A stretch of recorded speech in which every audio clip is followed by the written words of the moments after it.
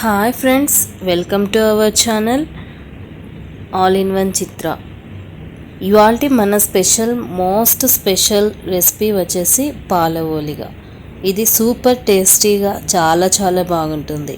కమ్మని స్వీట్ తినాలి అనిపిస్తే మాత్రం పాలవోలిగా మిస్ కాకండి.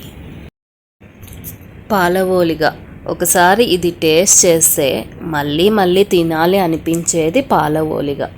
మీరు కూడా మీ ఇంట్లో ఒక్కసారి ట్రై చేసి చూడండి ఎలా ఉంటుంది అనేది. ఇప్పుడు ఈ రెసిపీ ఎలా చేయాలి అని చూద్దాము రండి. ఇప్పుడు ఒకటి టెంకాయ తీసుకొని పచ్చి కొబ్బరిని అంతా తీసుకోవాలి.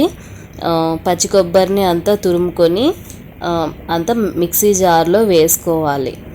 అందులో 10 రూపీస్ గసగసాలు అయితే నేను వేసాను.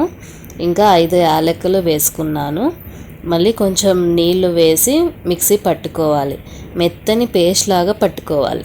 తర్వాత గోధుమ పిండిని తీసుకొని అందులోకి వేడి ఆయిల్ కొంచెం వేసుకోవాలి.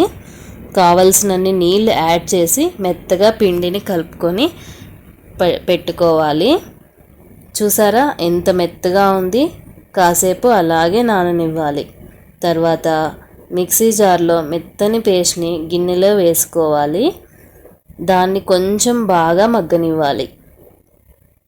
ఇలా చేస్తే టేస్ట్ అనేది బాగుంటుంది. బాగా వాటర్ అన్నీ అబ్జర్వ్ అయిపోవాలి. తర్వాత కావలసినంత బెల్లం వేసుకొని అది కూడా బాగా కరిగిపోవాలి. తర్వాత కావలసినన్ని వాటర్ యాడ్ చేసుకోవాలి. బాగా ఉడకనివ్వాలి. తర్వాత పిండిని పూరీ సైజులో పూరీలు దిద్దుకోవాలి.